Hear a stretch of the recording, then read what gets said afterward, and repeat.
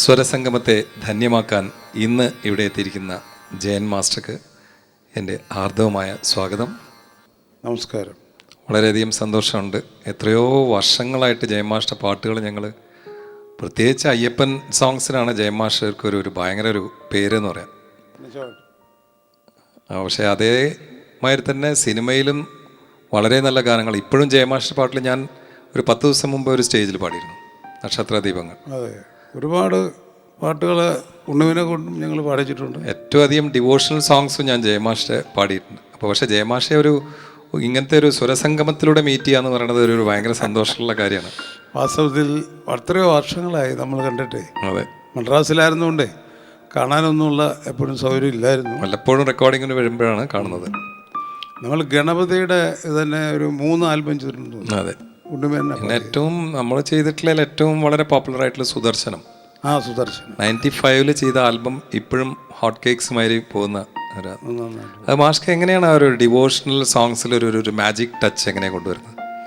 ഇതെല്ലാം ഒരു പൂർവജന്മ പുണ്യം എന്ന് വേണം പറയാൻ. വാസ്തവത്തിൽ അതിനകത്തൊക്കെ ഏതോ ഒരു അദൃശ്യ ശക്തി നമുക്ക് വേണ്ടി പ്രവർത്തിക്കും. തീർച്ചയായിട്ടും ഉണ്ട്. ആ അദൃശ്യ ശക്തിയുടെ പ്രേരണ കൊണ്ടാണ് വാസ്തവത്തിൽ നമുക്ക് ഈ അയ്യപ്പ ഭക്തിഗാനങ്ങളിലൂടെ അല്ലെങ്കിൽ അയ്യപ്പ ഭക്തിഗാനം ഉണ്ടാക്കാനൊക്കെ ഉള്ള ഒരു മനസ്സുണ്ടായത്. അങ്ങനെയാണെന്ന് വിചാരിക്കുന്നത്. അല്ല, ഒരു പ്രത്യേക ഒരു വൈബ്രേഷൻ മാസ്റ്റർ പാട്ടുകളിൽ, ഡിവോഷണൽ സോങ്സിൽ നമുക്ക് പാടുമ്പോൾ അത് ഫീൽ ചെയ്യും. ഇതൊരു പ്രത്യേക രസമാണല്ലോ. അത് ചിലപ്പോൾ മാസ്റ്റർ അത് ഒരു കീർത്തനത്തിൽ നിന്നുള്ളൊരു ഇൻസ്പിറേഷൻ ആയിരിക്കാം. പക്ഷേ അത് പെട്ടെന്ന് നമുക്ക് പാടുന്ന സമയത്തുണ്ടല്ലോ, ജനങ്ങൾക്ക് പെട്ടെന്ന് ക്യാച്ച് ചെയ്തിട്ട് തോന്നും. അതങ്ങനെ ഒരു വൈബ്രേഷനോട് കൂടിയിട്ട് കയറി ഹിറ്റാവുകയും ചെയ്യും. ഡിവോഷണൽ സോങ്സ് ഒക്കെ എനിക്ക് തോന്നുന്ന ഒരു സിനിമാ ഗാനങ്ങളെക്കാട്ടിലും ഹിറ്റാക്കാനുള്ള ഒരു മാജിക് ജയമാഷയിലുണ്ട്. വാസ്തവത്തിൽ HMBക്കാരാണ് ഇതിന് വാസ്തവത്തിൽ ഞങ്ങൾക്ക് വഴി തെളിച്ചു തന്ന ആൾക്കാർ. തുടക്കം പയനിയേഴ്സ് അവരാണ്. കാരണം നമ്മുടെ തങ്കയ്യ ഉണ്ടായിരുന്ന കാലം അദ്ദേഹത്തിന് ഞങ്ങളുടെ പാട്ട് വളരെ ഇഷ്ടപ്പെട്ടു. അദ്ദേഹത്തെ പാടി കേൾപ്പിച്ചു. ശരി. അപ്പോൾ ഞങ്ങൾ പാടാൻ വേണ്ടി ചെന്നിരിക്കുകയാണ് HMBയിൽ.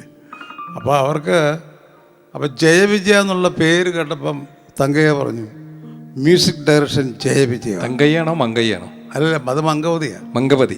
അത് പിന്നെ വന്നതാണ്. തങ്കയ്യ ആരായിരുന്നു? തങ്കയ്യ ജനറൽ മാനേജറായിരുന്നു. ശരി, ഓക്കെ. അപ്പോൾ അദ്ദേഹം പറഞ്ഞു ജയവിജയ എന്നുള്ള പേര് മ്യൂസിക് ഡയറക്ഷന് വളരെ ഉതകും. അതിനാൽ നിങ്ങൾ ഇപ്പോൾ തൽക്കാലം പാടാതെ ഒരു മ്യൂസിക് ഡയറക്റ്റ് ചെയ്യാമെന്ന് പറഞ്ഞു. ഈ പേര് നമുക്ക് വലുതാക്കി എടുക്കാം എന്ന് പറഞ്ഞു. പക്ഷേ അവരതിന് ആദ്യം ഞങ്ങൾക്ക് 2 പാട്ട് തന്നായിരുന്നു പാടാൻ തന്നു. അതിപ്പോൾ ഈ വിനോദ പാട്ടുകളെ കൊച്ചു പിള്ളേർക്ക് വേണ്ടിയുള്ള ഇതില്ലേ, ഉറുമ്പുറുമ്പോ തന്നാന ഉറുമ്പുറുമ്പോ തന്നാന ഉറുമ്പുറുമ്പോ തന്നാന ഉറുമ്പുറുമ്പോ തന്നാന. അതിനകത്ത് ഒരുപാട്. അതാരാ സംഗീതം ഞങ്ങൾ തന്നെ ചെയ്തു. നിങ്ങൾ തന്നെ ചെയ്തു. പക്ഷേ ഇത് പാട്ട് ആദ്യം തുടങ്ങണം എന്നുള്ള ഒരാഗ്രഹത്തിൻ്റെ പേരിൽ അവരാദ്യം ഞങ്ങൾക്ക് തന്ന പാട്ട് ഇതാണ്. പക്ഷേ അത് കഴിഞ്ഞ് പിന്നെ തങ്കയ്യ പറഞ്ഞു, നമുക്ക് വേറെ എന്തെങ്കിലും ആലോചിക്കാം, നിങ്ങൾ മ്യൂസിക് ഡയറക്ഷൻ ചെയ്യും, കുറേ കൂടെ ബെറ്ററായിട്ട് നല്ല പാട്ടുകളൊക്കെ ഇറക്കാം എന്നൊക്കെ. അപ്പോൾ ഞങ്ങൾ വിചാരിച്ചെന്നാൽ പിന്നെ എന്താ ചെയ്യേണ്ടത്. അപ്പോൾ പെട്ടെന്ന് ഞാൻ മുമ്പ് പറഞ്ഞില്ലേ, ഒരു ഈശ്വരാധീനം പോലെ നമ്മുടെ നാക്കിൽ അല്ലെ മൈൻഡിൽ വന്നത് അയ്യപ്പ ഭക്തിഗാനങ്ങൾ ചെയ്യാമെന്നാണ് പറഞ്ഞത്. അത് തങ്കയ്യക്ക് വളരെ ഇഷ്ടപ്പെട്ടു.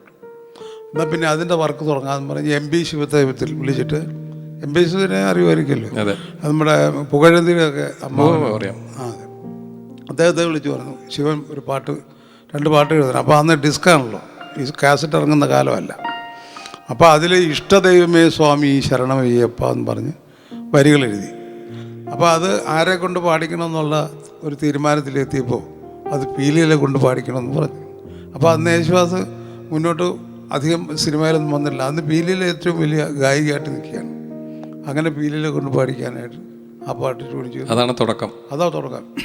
ഇഷ്ടദൈവമേ സ്വാമി ശരണമയ്യപ്പ ഞാൻ വണങ്ങും ഇഷ്ടദൈവമേ സ്വാമി ശരണമയ്യപ്പ. ഈ പാട്ടായിരുന്നു. അത് വളരെ ഹിറ്റായി. ഭയങ്കര എല്ലാവരും അന്ന് ഡിസ്ക് വാങ്ങിക്കുന്ന കാലമാവേണ്ട എല്ലാവരും ഈ ഡിസ്ക് അവരവരുടെ വീട്ടിൽ വാങ്ങിച്ചു വെക്കും. അങ്ങനെ എല്ലാ ഭക്തിയുള്ളവരുടെ എല്ലാം വീട്ടിൽ ഈ ഇഷ്ടദൈവ സ്വാമി ശരണമയ്പ എന്ന ഗാനം. അല്ല, ഞാൻ വെറുതെ പറഞ്ഞല്ലോ, ഒരു അയ്യപ്പൻ സോങ് എന്ന് പറഞ്ഞു കഴിഞ്ഞാൽ ആദ്യം ഓർമ്മ വരെ ജയമാഷാണ്. അത് അങ്ങനെ ചെയ്താൽ നന്നായിരിക്കും എന്ന് തോന്നുന്ന വിധത്തിലൊരു ഇംപ്രഷൻ മാഷ് ഉണ്ടാക്കി വെച്ചിട്ടുണ്ട്. അതെല്ലാം ഈ ഒരു ഈശ്വരാധീനം മാത്രമാണ് അതിൻ്റെ പുറകിലുള്ളത്. നമുക്ക് അതൊരു പ്രേരണ ശക്തി പോലെ അത് വന്നു ചേരുകയായിരുന്നു. അത് വാസ്തവത്തിൽ അയ്യപ്പൻ്റെ അനുഗ്രഹം തന്നെയാണെന്ന് പറയാം. ഇരട്ട സഹോദരനെ കുറിച്ച് അദ്ദേഹം എൻ്റെ കൂടെ ഉണ്ടായിരുന്നല്ലോ, വളരെ 85 വരെ. അദ്ദേഹം താങ്കളെക്കാട്ടിലും എൽഡർ ആയിരുന്നു, എന്നെക്കാളും എന്നെക്കാളും 5 വയസ്സിന് എളുപ്പമായിരുന്നു. സാധാരണ ആദ്യം വരുന്ന കുട്ടിയാണ് മൂത്തതെന്നാണ് പറയുന്നത്. ശാസ്ത്രം അല്ലേ നിങ്ങൾ? ട്വിൻസാണ് ഞങ്ങൾ. 5 മിനിറ്റിൻ്റെ വ്യത്യാസത്തിൽ ഞാൻ ആദ്യം ഭൂജാതനായി. അത് കഴിഞ്ഞ് 5 മിനിറ്റ് കഴിഞ്ഞ് വളരെ വിജയൻ ഭൂജാതനായി. അങ്ങനെ ഇരട്ട 5 മിനിറ്റ് വ്യത്യാസമുള്ളൂ. എവിടെയായിരുന്നു? കോട്ടയത്ത് തന്നെയായിരുന്നു? കോട്ടയത്ത് തന്നെയായിരുന്നു. കോട്ടയം ഞങ്ങളുടെ അച്ഛൻ്റെ. മാഷ് സംഗീത പാരമ്പര്യം എന്താണ്? ഒരു വാസ്തവത്തിൽ സംഗീത പാരമ്പര്യം എന്ന് പറയുന്നത് നോക്കിയാൽ ഞങ്ങൾക്ക് പാരമ്പര്യം കുറവാണ്. ഇതൊരു അത്ഭുതകരമായ ഒരു സൃഷ്ടിയാന്ന് വേണമെങ്കിൽ പറയാം. കാരണം സംഗീതം ജ്ഞാനത്തോടുകൂടി 2 പേരെ സൃഷ്ടിച്ചു. അതിൽ അച്ഛനൊക്കെ വല്ല ശ്ലോകങ്ങളൊക്കെ പാടുന്നതിൽ അദ്ദേഹം നിപുണനായിരുന്നു. കാരണം അദ്ദേഹം തന്ത്രിയായിരുന്നു. അപ്പോൾ ചില ശ്ലോകങ്ങളൊക്കെ നമുക്ക് കല്യാണത്തിനോ അല്ലെങ്കിൽ ഓരോ കാര്യങ്ങളും പാടണമല്ലോ. ആ കൂട്ടത്തിൽ അച്ഛൻ അതൊക്കെ പാടുന്ന കേൾക്കുന്ന വളരെ ഇമ്പമായിട്ടുള്ള ഒരു ശബ്ദത്തോടുകൂടിയായിരുന്നു. പിന്നെ അമ്മ ചെറിയ പ്രായത്തിൽ സംഗീതം പ്രാഥമിക പാഠങ്ങളൊക്കെ പഠിച്ചിട്ടുണ്ടെന്ന് അമ്മ തന്നെ പറഞ്ഞിട്ടുണ്ട്. ആദ്യ ഗുരു ആരാണ്? ആദ്യ ഗുരു എന്ന് പറഞ്ഞാൽ അവിടെ നാട്ടിലുള്ള ഒരു രാമൻ ഭാഗവതരാണ്. പിന്നെ നമ്മൾ രാധാകൃഷ്ണ ഇരുന്ന് അദ്ദേഹവും പഠിപ്പിച്ചിരുന്നു. അതൊരു 10-12 വയസ്സ് വരെ പഠിച്ചു. കഴിഞ്ഞ് കുമാരനെല്ലൂർ അമ്പലത്തിൽ അരങ്ങേറ്റം നടത്തി. ഞങ്ങളുടെ അടുത്തുള്ള ദേവീക്ഷേത്രമാണ്. കുമാരല്ലൂർ ഭഗവതിയെപ്പറ്റി നമ്മുടെ സ്വാധീന കൃതിയൊക്കെ ഉണ്ട്. കാലം മുതലേ അത് പ്രസിദ്ധമായ ക്ഷേത്രമാണ്. അപ്പോൾ മാഷൊക്കെ അന്ന് തന്നെ തീരുമാനിച്ചിരുന്നു, ചെറുപ്പത്തിൽ തീരുമാനിച്ചിരുന്നു നമ്മൾ സംഗീത സംവിധായകരാകണം ആവണം, അല്ലെങ്കിൽ എന്തായിരുന്നു അന്നത്തെ ഒരു ആംബിഷൻ? എന്തായിരുന്നു? ഇല്ല, അത് എന്താ വഴികൾ അങ്ങനെ വന്ന് ചേരുകയായിരുന്നു. ശരി. നമ്മളിപ്പോൾ ഇത് മ്യൂസിക് പഠിക്കാനായിട്ട് ഇങ്ങനെ ചെറിയ വയസ്സിൽ തുടങ്ങി. അത് കഴിഞ്ഞ് പ്രായമായ ഒരു 6th പാസ്സായപ്പോഴത്തേനും അക്കാഡമി പോയി ചേരണമെന്നുള്ള തീരുമാനത്തിലെത്തുന്നു. അക്കാഡമിയിൽ 1952 മുതൽ 56 വരെ അവിടെ താമസിച്ച് പഠിച്ച് ഗാനഭൂഷണ പ്രശസ്തി പാസ്സാകുന്നു. അത് കഴിഞ്ഞ് ഗവൺമെൻറ് മ്യൂസിക് ടീച്ചേഴ്സായിട്ട് ജോലി കിട്ടുന്നു. അപ്പോൾ അവിടെയെങ്കിലും പിന്നെ നിൽക്കുന്നില്ല. പിന്നെ നമ്മൾ സംഗീതം പഠിക്കുന്നുള്ള ആഗ്രഹത്തെ പിന്നെ ബാലമുരളീകൃഷ്ണനായി മീറ്റ് ചെയ്യുന്നു. അദ്ദേഹമായിട്ട് സംഗീതം പഠിക്കുന്ന ആന്ധ്രയ്ക്ക് പോയി. അത് കഴിഞ്ഞ് കുറേ 5-6 വർഷം കഴിഞ്ഞപ്പോഴത്തേനും ചെമ്പയുടെ കൂടെ പാടുന്നതിനും പഠിക്കുന്നതിനും ഒക്കെ ആൾ വേണം. ചെമ്പൈ സ്വാമിയുടെ ശിഷ്യന്മാരെന്ന് പറഞ്ഞിട്ടാണ് കൂടുതൽ അറിയപ്പെട്ടത്. പിന്നെ അങ്ങനെ വന്ന് ചേരുകയായിരുന്നു. അതെല്ലാം ഓരോ മാർഗം. അത് ഈ സംഗീതത്തിൻ്റെ മാർഗം അങ്ങനെ തെളിഞ്ഞ് വന്ന് നമുക്ക് അനുഗ്രഹീതമായതാണ്. സ്വാമിയുടെ കൂടെയുള്ള അനുഭവങ്ങളെന്ന് പറഞ്ഞാൽ കൊള്ളാം. ചെമ്പയുടെ? അതെ. അത് വളരെ, അദ്ദേഹത്തെ പോലെ ഇത്ര ശുദ്ധമായ മനസ്സുണ്ട്, സുസ്വരമുതോ എന്ന് പറയുന്ന അതേ മെത്തേഡ് അദ്ദേഹത്തിന് സുസ്ഥിരമാണ്. അദ്ദേഹത്തിൻ്റെ മനസ്സ് നല്ലതാണ്. ഏത് കാര്യം നമുക്ക് അദ്ദേഹത്തിന് വേണമെങ്കിലും പറയാം. പണം വേണോ ചോദിക്കാം, അല്ലെങ്കിൽ ഇന്നടത്ത് പോകണം അത്യാവശ്യം എന്ന് പറഞ്ഞാൽ പൊക്കോളം പറയും. അതിനായിട്ടൊരു നമ്മളൊരു കള്ളം പറയാൻ പാടില്ല. അദ്ദേഹം ആദ്യം പഠിപ്പിച്ചതാണ്. ഒരിക്കലും ഒരു കള്ളം പോലും എന്നോട് പറയരുത്. നിങ്ങൾക്ക് എന്താവശ്യം ഉണ്ടെങ്കിലും അത് എന്നോട് ചോദിക്കാം. ഞാൻ ആ സമയത്ത് കൂടെ താമസിച്ച് പഠിക്കായിരുന്നു. കൂടെ ഗുരുകുല വിദ്യാഭ്യാസം പോലെ അവിടെ നമ്മുടെ സാന്തോമിലുള്ള അദ്ദേഹത്തിൻ്റെ വീട്ടിലായിരുന്നു.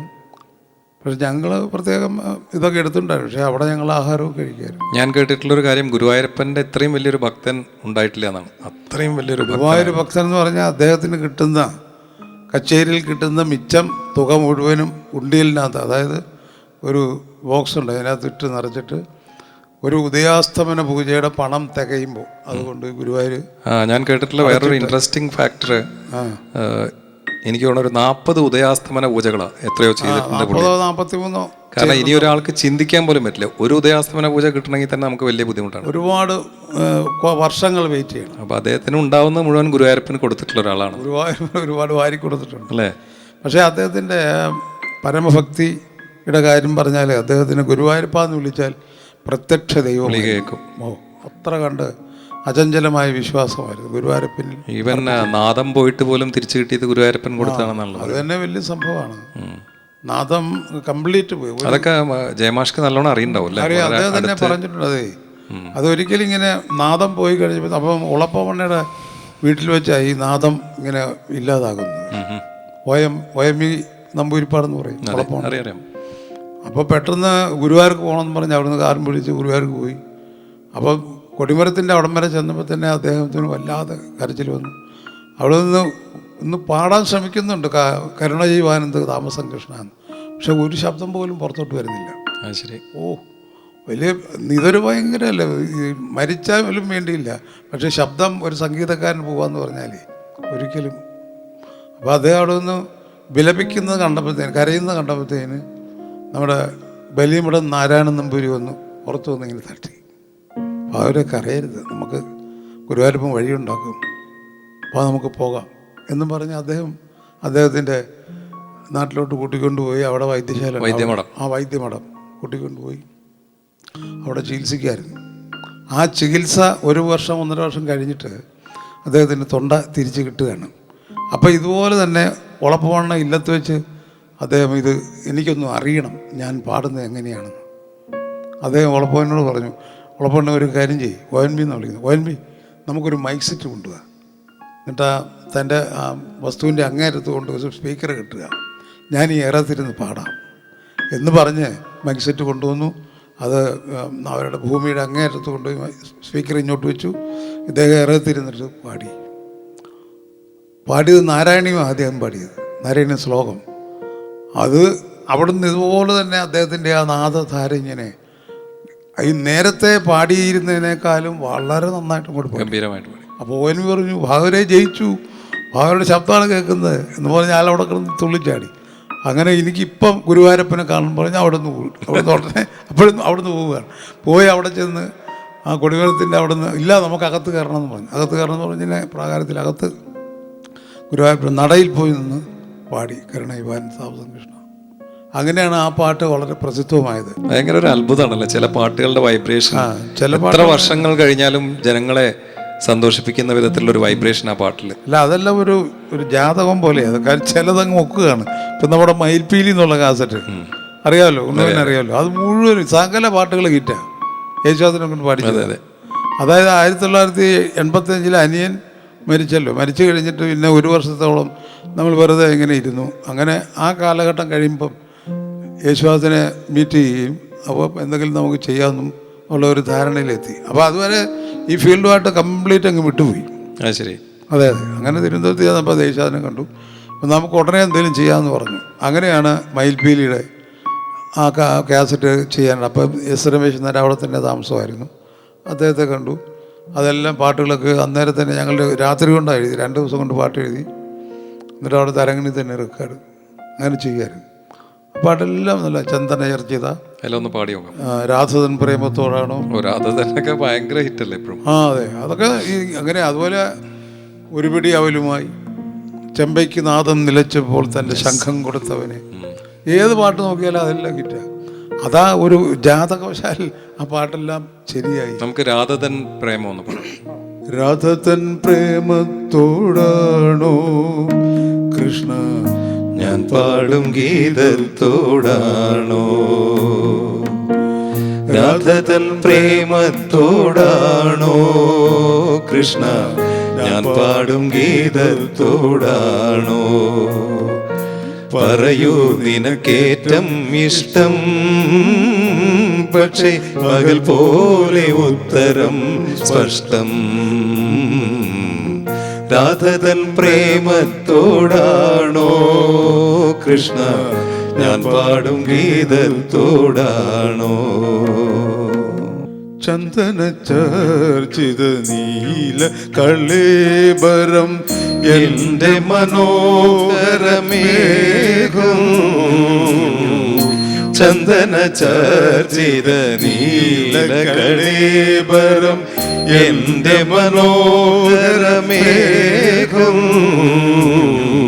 കായാമ്പൂവിലും എന്റെ മനസ്സിലും കതിർമഴ പെയ്യുന്ന മേഘം, ഇത് ഗുരുവായൂരിലെ മേഘം, ചന്ദന ചർച്ചിത നീല കളേബരം എന്റെ മനോഹര മേഘോ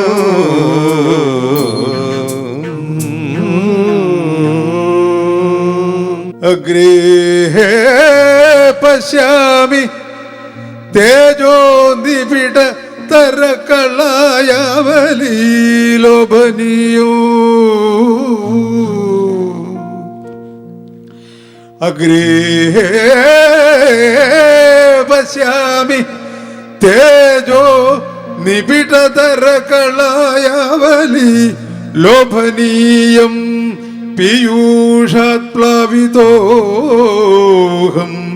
തദനുത ഉദരേ ദിവ്യകൈശോര വേഷം താരുണ്യാരംഭരമ്യം പരമസുഖരസ ആസ്വാദ്യ രോമാഞ്ചിതാംഗൈ രാവീതം നാരദാദ്യൈ വിലസതുപനിഷത് സുന്ദരീ മണ്ഡലൈച്ച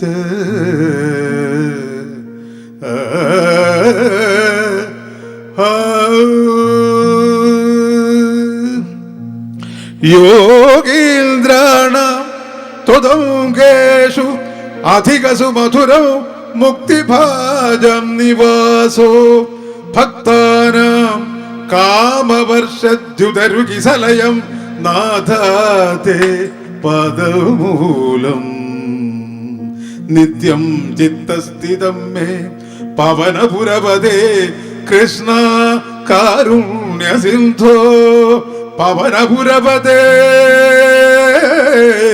കൃഷ്ണ